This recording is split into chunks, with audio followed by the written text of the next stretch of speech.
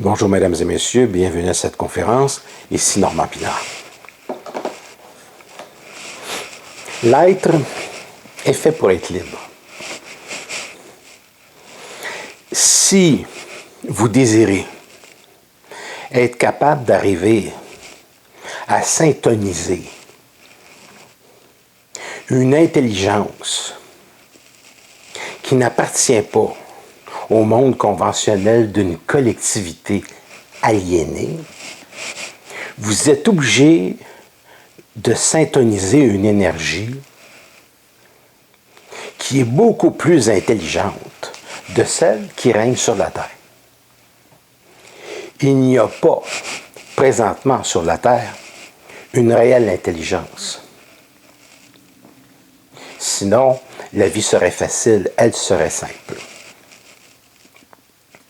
Ce qu'il y a sur la Terre, c'est de la mémoire, c'est-à-dire la capacité d'utiliser et de mémoriser des fonctions répétitives pour permettre à l'être humain d'avoir une certaine technologie. Par exemple, si vous allez chez le dentiste ou si vous réparez une voiture, toutes ces choses appartiennent à l'habilité de la mémoire. Mais dans le fin fond de l'être humain, on ne peut pas dire que l'être humain est un individu qui est digne. Parce que l'être humain n'est pas dans sa véritable intelligence. L'être humain ne connaît pas les lois, n'a pas accès aux lois qui lui permettent d'avoir suffisamment d'intelligence intuitive, parce que l'intelligence a plusieurs facettes. L'intelligence intuitive qui lui permettrait de confirmer son intelligence réelle, sa véritable identité, son véritable moi, son véritable je, et dans son ego, d'avoir suffisamment d'intelligence pour être capable d'arriver à orienter ses émotions en fonction d'une créativité qui est valable. Dans une société, dans un monde où l'argent règne comme un roi, où les communications entre les êtres humains sont toujours définies par la valeur, ou trop souvent par la valeur de ce qu'il possède, et non pas de ce qu'il est. Et que l'être humain devient arrogant, condescendant, lorsqu'il a réussi à mettre un petit peu de fric de côté, ne permet pas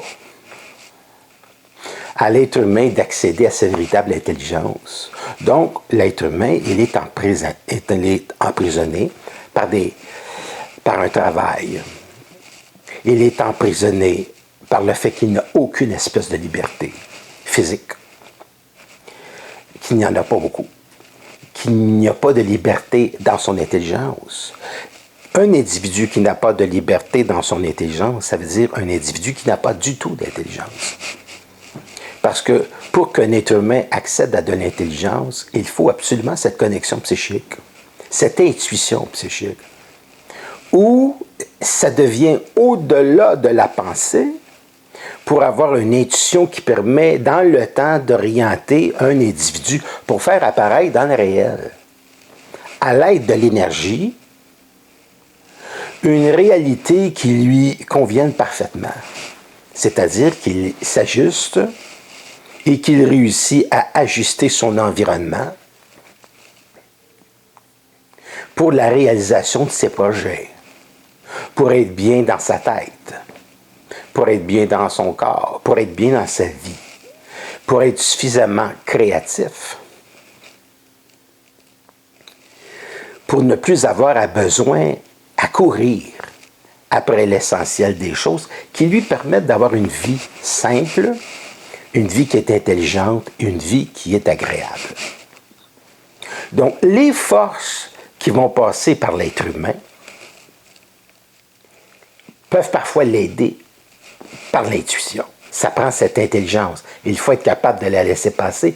Mais les forces qui retardent le monde, tel que présentement, sur Terre, les forces qui font, par exemple, que la communication est devenue extrêmement difficile dans les familles, avec leurs enfants, avec le monde, parce que tout le monde n'a pas été capable de voir l'impact des téléphones cellulaires, de l'Internet, chez les adolescents, chez les enfants, chez même les adultes. Et que tout le monde ici ne se parle que par l'intermédiaire d'une machine qui ne démontre pas ce que Marshall McLuhan avait appelé le langage corporel. C'est-à-dire que tu ne peux pas obtenir l'information réelle de l'individu parce que 90% de l'information, elle est physique, personne en personne. Quand tu vois le visage de quelqu'un, tu peux avoir une idée de ce que c'est. C'est pour ça, lorsque je fais mes consultations, je demande une photo parce qu'une photo, pour moi, ça parle. Ça dit tout, une photo. Et je suis capable de voir ce langage physique, je suis capable de voir par les yeux, je suis capable de voir par le regard de l'autre une information qui me permet même de dire où est-ce qu'il s'en va dans sa vie avec sa compagne, etc. Souvent, il y a des gens qui veulent entrer en consultation avec moi, puis je vais leur demander, envoie-moi aussi une photographie de la personne avec laquelle tu vis ou que tu as vécu. Puis je vais te dire des choses, puis je vais te parler d'elle. Puis les gens sont toujours extrêmement étonnés de voir la précision des choses. Puis surtout si elle va revenir, puis aussi pourquoi qu'elle risque de ne pas revenir. Bon, il faut tenir compte de ça aussi. Donc, puis ça, c'est le début de l'intelligence. C'est pas beaucoup, ça. Parce que dans la véritable magie de l'être, puissance de l'être, il a toujours la capacité créative, sans passer même parfois par l'intellect ou le mental, sans passer même parfois, je le redis, par l'intellect ou le mental, de placer les événements dans la vie pour le meilleur sans le pire. On ne rencontre pas les gens sur des réseaux. Ça prend le langage corporel. On rencontre des gens dans la vie. On a le langage corporel. On est capable d'identifier facilement le caractère de la personne, ce qu'elle possède, ce qu'elle ne possède pas psychologiquement, que je parle des hommes et des femmes, bon. Des gens qui se rencontrent. On ne peut pas accéder à une intelligence sans la connexion qui est cosmique, parce que fondamentalement, l'être n'a pas besoin, ne possède pas la nécessité de vivre ou d'être avec quelqu'un. Ce n'est pas nécessaire. Mais il peut avoir dans sa vie le plaisir d'être avec quelqu'un. Mais il n'y a pas de besoin fondamental. L'être dans sa substance, il est bien, il est tranquille dans sa tête, il se sent dans sa sécurité. Mais ça prend des décennies, parfois, avant d'en arriver là. Un individu est fait pour attirer à lui la paix. Un individu est fait pour jouir de la sérénité de son esprit, le plaisir de vivre. Un individu qui est dans sa sérénité n'est pas nécessairement affecté par des journées nuageuses. Il n'est pas affecté nécessairement par les saisons. Il n'est pas affecté par le monde. il est beaucoup moins affecté par le monde. Parce que dans sa tête, dans son corps, il vit une sérénité.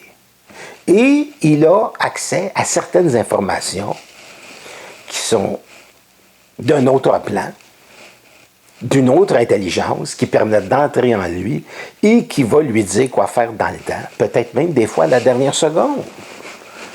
Un peu comme l'individu qui est en voiture, qui tourne à gauche au lieu de tourner à droite, puis il a bien fait parce que sinon il y avait un accident. Plusieurs d'entre vous, au cours de votre vie, vous avez certainement eu des intuitions qui n'étaient pas réfléchies et qui brisaient un peu vos habitudes mentales, puis vous avez tourné dans une direction que vous ne saviez même pas, puis vous avez été protégé. J'ai vécu certaines de ces situations. Ce ne sont pas des distractions. Souvent, c'est un choix. On écoute quelque chose, on se dit, je pourrais tourner là, mais on tourne là. La vie, c'est la même chose. La vie, c'est la même chose. Un individu qui est dans sa créativité, un individu qui est dans son intelligence, ne devrait jamais subir une anxiété trop élevée. Il n'est pas. L'individu a toujours besoin de se retirer. C'est la raison pour laquelle, en se retirant de l'astralité du monde, il est capable, dans sa solitude, de retrouver sa sérénité. Il ne peut pas supporter la folie du monde. Il n'écoute pas la télé, il n'écoute pas les nouvelles. Ces choses-là ne l'intéressent pas. Il a fermé la télé. Il y a des décennies, des décennies, des décennies. Il choisit les films avec énormément de sensibilité. Parce que l'être conscient, il est très sensible. Il s'écoute. Il écoute sa sensibilité. Il écoute son intelligence, puis il écoute son intuition. Il est dans son être. Donc, il choisit intuitivement ou volontairement ce qui va lui rendre une vie qui est simple, facile. Quand on est jeune, on aime les thrillers, les films où tout le monde s'entretue, c'est bon. De toute façon, c'est pas compliqué, il y a presque juste ça à la télé. Mais il arrive un jour où l'Halloween ne l'intéresse plus, où les monstres et les squelettes ne l'intéressent plus.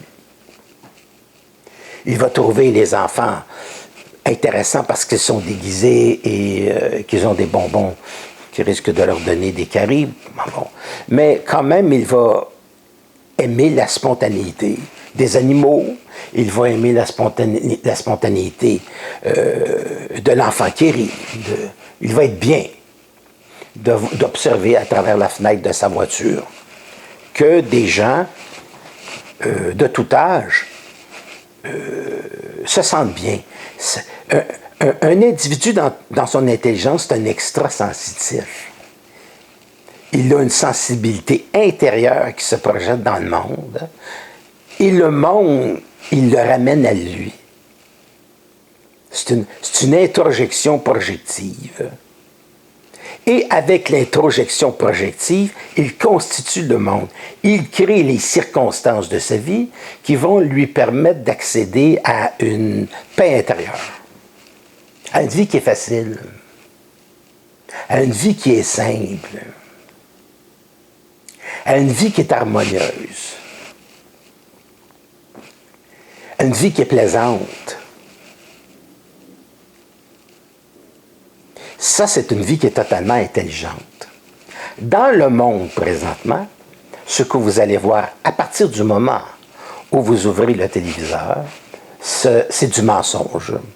Si bien qu'il y a une technique pour les gens au Québec qui peuvent se demander pourquoi que tous les gens qui faisaient des sondages se sont trompés. Bien, c'est parce qu'ils ne pratiquent pas ce que moi je pratique. Je regarde le monde. Je regarde le monde parler. Et si j'entends par hasard une phrase ou nouvelle, je l'inverse Parce que si on me présente aux nouvelles une vérité, pour moi, c'est un mensonge. Et je n'ai donc pas été surpris, outre mesure, du résultat des élections aux États-Unis. J'ai écrit le 21 février 2021, vous allez retrouver sur mon Facebook, que la mondialisation était une chose impossible à cause du déchirement entre les oligarques. Et qui se bat, les oligarques. Pourquoi le Québec ne prend pas position? Pourquoi le Québec est si aliéné dans l'analyse? C'est qu'il est très émotif, et il n'est pas capable d'analyser les situations à cause de ses émotions. Et parce qu'on joue avec ses émotions à la télévision et qu'on le terrorise. Et que l'être du Québec n'a jamais été soumis à des guerres, n'a jamais été soumis à une pression réelle. L'être du Québec va bouger lorsqu'il va avoir faim. Lorsqu'il va avoir faim. À ce moment-là, il va commencer à bouger. Et ça me fait penser à cette chanson de Tex Lecor qui disait « Tant qu'il y aura quelque chose dans le frigidaire », vous connaissez la suite. Bon. Ça, c'est se contenter de l'essentiel, je peux vous dire. Mais l'être humain, dans sa conscience, quoi qu'il soit dans son essence, il est possible pour un être humain, dans son intelligence, dans sa créativité, de vivre autre chose que la pauvreté. Puis quand je dis de vivre autre chose, la pauvreté, je ne parle pas d'avoir des grands châteaux, mais de vivre confortablement, dans sa sérénité, dans sa paix, dans son calme, dans son intelligence, pas dans sa peur, pas dans son effroi, pas dans sa stupidité collective. Donc, il est obligé, par le fait même, de choisir les gens qu'il fréquente. Il est obligé d'être entouré des gens qui sont à la mesure de ce qu'il est. Un être humain qui est conscient est obligé de choisir chez les autres la mesure de sa propre intelligence pour pouvoir réellement communiquer, pour que sa vie, pour qu'il ne perde pas dans son énergie, pour qu'il ne perde pas sa vibration. Parce que la magie de la vie fonctionne toujours avec une vibration. La magie de la vie, c'est une force qui fonctionne uniquement avec l'énergie de la vibration. L'énergie de la vibration, c'est une énergie qui est intuitive. L'énergie de l'intuition, c'est une énergie qui devient de la créativité dans le monde matériel, qui se manifeste dans le monde matériel. Pourquoi certains individus ont toujours tout?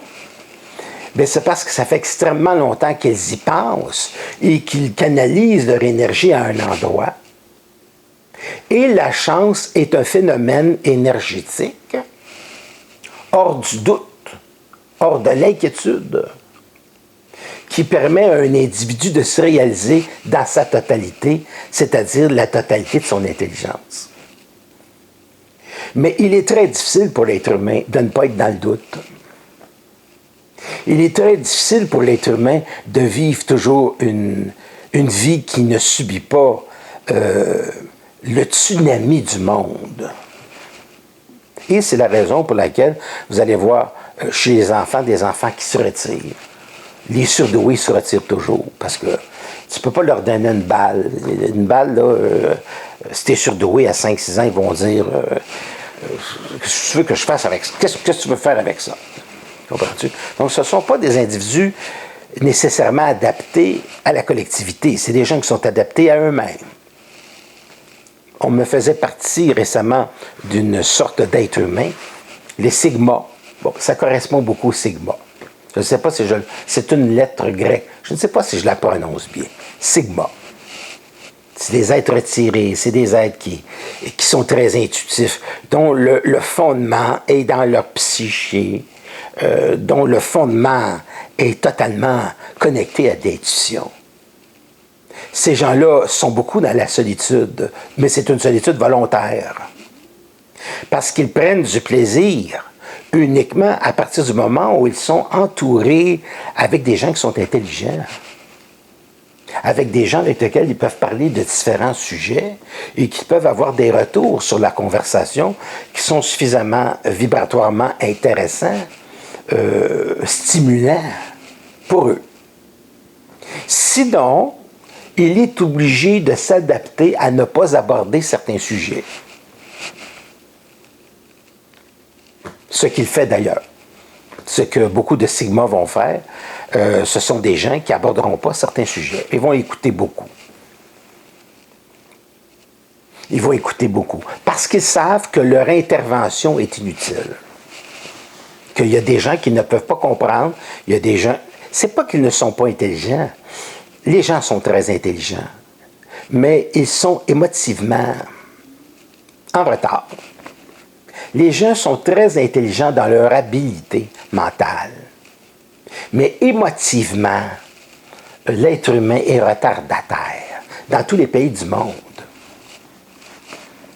Ce que j'ai remarqué quand j'ai fréquenté des gens qui fréquentaient certaines sectes ou des religions, avec des pensées uniformes qui ressemblent à la Chine, à des pays communistes, c'est des gens qui peuvent atteindre une technologie intéressante. Mais mentalement, au niveau de l'être, ils ne peuvent pas atteindre une maturité émotive. Jamais. Parce que pour atteindre une maturité émotive, il faut être extrêmement individualisé, extrêmement centrique, extrêmement ouvert à l'énergie que l'on reçoit, extrêmement ouvert à une énergie de vibration qui n'appartient pas à la valorisation d'une collectivité, parce qu'une collectivité ou une masse de monde, ce n'est jamais intelligent. Ce n'est jamais brillant. On peut être dans une collectivité, dans un feu d'artifice, c'est intéressant. Les gens vont aimer un spectacle, c'est intéressant. L'être humain aime à partager la joie avec l'autre. Il aime se retrouver dans des foules où c'est plaisant, où tout le monde rigole. C'est bien, parce que ça permet à l'âme de prendre une relaxation, prendre un break. Ça permet à l'âme de s'amuser avec le monde et d'arriver à dédramatiser le manque d'intelligence que l'on retrouve dans une collectivité. Ça lui permet de partager quelque chose de plaisant avec l'autre. Si tu fais du canot sur une rivière, puis que tu vois d'autres mondes qui font du canot sur une rivière, tu vas toujours avoir des petits sourires complices. Si tu vois quelqu'un qui fait de la moto, puis tu croises quelqu'un qui fait de la moto, si vous n'allez pas tous les deux à 200 km à l'heure, moi je me rappelle à une certaine époque, tu pouvais saluer les gens, dire bonjour. Tu disais pas bonjour, là, tu saluais. T'sais. Et dans les années 60, il y avait beaucoup de gens qui se respectaient comme ça. Il y avait un langage de joie qu'on pouvait voir. C'était pas des mains, c'était pas des emojis, là. C'était vraiment réel. Il y avait une aide avec les êtres humains.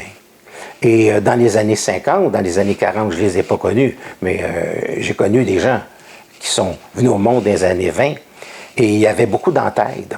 Hein? Quelqu'un qui était dans la neige, il y avait beaucoup de monde qui l'aidait. Aujourd'hui, tu peux mourir dans ta voiture. J'ai dit, mais c'est pas vraiment amusant. T'sais. Quand tu es rendu que tu as quelqu'un qui t'agresse sur la rue, puis tu es obligé de crier au viol pour qu'on t'aide, alors que c'est un voleur. Bon. Puis encore là, c'est pas sûr que quelqu'un va venir à ton aide. T'sais. Alors, la société, la civilisation contemporaine subit un affrontement. Et il est tout à fait normal qu'un individu qui n'est pas dans cette intelligence ne comprenne pas ce qui se passe présentement. Qu'ils ne sont pas capables même de se comprendre ce qui se passe aux États-Unis. Là. Parce qu'on pense à leur place. Et ces gens-là ne sont pas capables de penser par eux-mêmes. Et ils n'ont pas d'opinion. Ils ont l'opinion du gars de la télé, de la fille de la télé. Ils ont une opinion de mon oncle. Chose ou ma tante un tel, ou d'une amie. Mais ils n'ont pas assez d'individualité pour avoir leur opinion. Tu leur parles, puis tu entends la télévision parler. Qu'est-ce que tu vas faire avec ça? Puis la télévision est complètement faussée. Qu'est-ce que tu vas faire avec ça? Il n'y a aucune intelligence. Il n'y a aucun processus d'individualisation. Il y a de l'habilité. Il peut y avoir de la gentillesse. Mais il ne peut pas avoir de communication réelle. Et il est là le problème. C'est qu'il ne peut pas avoir de communication réelle. La vraie communication, lorsqu'elle est réelle, tu as juste à regarder l'autre dans le coin des yeux, puis tu peux communiquer par télépathie. C'est télépathique. Un homme qui vit avec sa femme depuis un certain temps, dans le couple, ça devient de plus en plus télépathique. Tu regardes ta femme, tu es capable de saisir ce que tu peux dire, ce que tu ne peux pas dire. Fait que ça fait partie de l'énergie qui est capable d'être suffisamment emmaganisée, retenue dans une pièce, dans un endroit, pour être capable d'en élever la valeur, être capable d'en élever l'intelligence, être capable de l'offrir aux enfants, qui sont beaucoup plus dans l'éducation que dans l'élevage, et d'être capable, et d'arrêter de dire cette phrase, qui est terrible, on est rendu trop vieux, ça leur appartient, qu'est-ce que vous voulez que je puisse faire? Au Québec, c'est qu'est-ce que vous voulez que je fasse? Je vais dire une chose, tant que tu n'es pas mort, tu peux faire beaucoup. Le savais-tu, ça?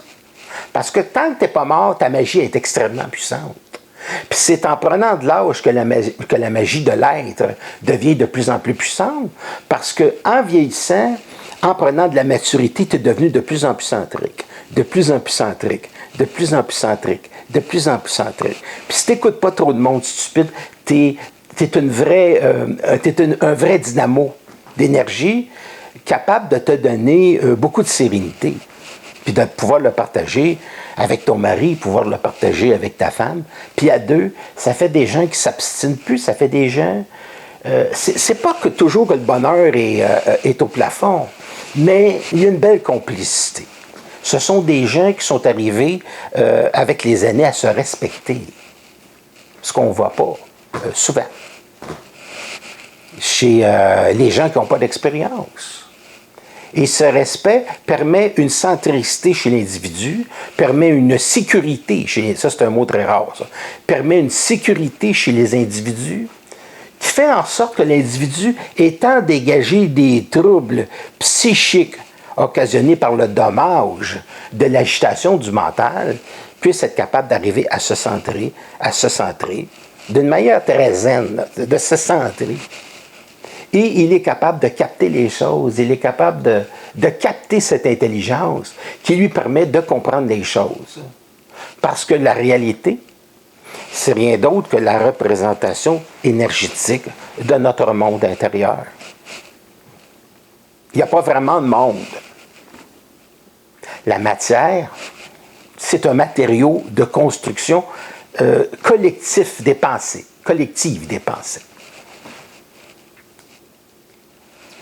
Il y a beaucoup de philosophes qui ont compris cette chose, comme Schopenhauer.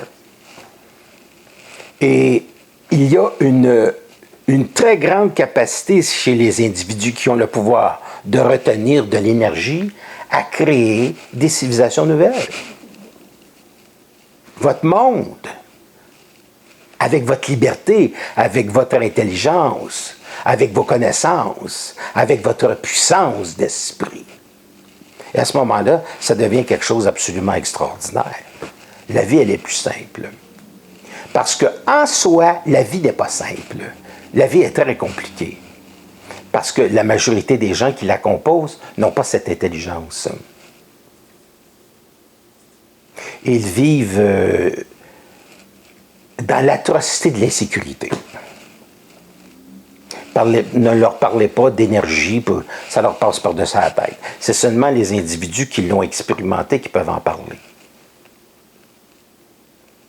Dans les ateliers ici, j'amène les individus à vivre une expérience psychique assez puissante qui permet intuitivement la compréhension de ces choses-là.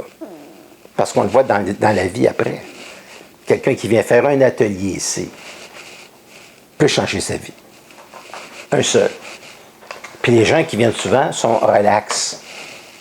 Et c'est comme ça que ça se passe. C'est ça qui est intéressant. C'est une application pratique de la modification de la perception du monde par la perception de soi, une modification de notre propre perception, qui va entraîner une très grande sérénité, une très grande paix, parce que c'est une technique extrêmement poussée au niveau de la relaxation qui permet à l'individu de placer un autre monde, une potentialité différente. Il n'y a pas vraiment de futur. Il y a un futur, mais il n'y en a pas vraiment. Le futur que vous avez est un futur modifiable. Ce n'est pas un futur, c'est un futur modifiable. Dans le moment présent, il peut se transformer. Un individu qui vit au niveau de l'âme a un futur qui est déjà tracé à l'avance. Un individu qui vit au niveau de son esprit, au niveau de son intelligence, il n'y a rien d'écrit dans le ciel qu'il ne puisse pas changer. Je vais avoir une petite conférence que je vais faire ici le 10 novembre. Le 10 novembre, de 19h30 à 21h30. Fantômes et maisons hantées. Il y a très peu de maisons hantées, mais je peux vous dire qu'il y a beaucoup d'individus qui sont hantés. L'atelier, pour tout le monde, en tout cas pour les réguliers, va se tenir le 25 novembre de 13h à 17h30. Je possède des e-books qui est tout l'ensemble de mon œuvre, qui est écrit. Un e-book, c'est un livre qui est électronique et je peux vous l'envoyer par courriel. Évidemment, il y a des frais. Je ne sais pas s'il va y avoir un atelier. C'est la seule chose que je ne sais pas. Je ne sais pas s'il va y avoir un atelier pour des gens qui seraient intéressés. Parce que c'est vous qui l'avez fait. Fait que j'ai pas de date. Puis si vous êtes intéressé, je sais pas moi, on pourrait dire un samedi. Ben, je vous dirais à ce moment-là, choisissez-vous un samedi. Et si j'ai environ quelques personnes, là, tenez votre promesse, par exemple, parce que je suis un voyant. À ce moment-là, on pourra le faire. Moi, j'aime ça, vivre d'une manière spontanée. Je suis très, très, très spontané. Demandez-moi pas de placer des dates, placer ci, placer ça. Souvent, je me trompe de date juste pour... parce que je suis toujours dans le moment présent. Mais si vous êtes intéressé de vivre une expérience qui serait peut-être la plus extraordinaire de votre vie, puis je ne me retiens pas, la plus extraordinaire de votre vie, créez votre atelier, puis à ce moment-là, venez me voir. Téléphonez-moi au 514-254-5919. 514-254-5919 pour les gens qui habitent Montréal ou les banlieues de Montréal, surtout la Rive-Sud. Et à ce moment-là, si je vois qu'il y a un certain nombre de personnes, on va dire OK, puis on va s'amuser. C'est ça. Du monde nouveau. Alors, fait que c'est ça la chose. Alors, je pense que j'ai tout dit. Mon site web, c'est le www.normandpinard.com. Voilà. Je vous remercie beaucoup parce que vous êtes absolument extraordinaire. Je vous remercie beaucoup parce que vous m'avez envoyé aussi des courriels qui ont changé votre vie. Je regardais encore aujourd'hui dans une valise, une très vieille valise, je regardais une très vieille lettre il y a quelques heures parce que je cherchais des vieux papiers. Et je regardais une très vieille lettre lithographiée de quelqu'un qui m'a dit que j'avais changé sa vie. Et ça fait du bien. Je vous remercie beaucoup. Je vous dis au revoir et à la prochaine. N'hésitez pas à me téléphoner si vous avez besoin de conseils. Je peux vous aider. Merci.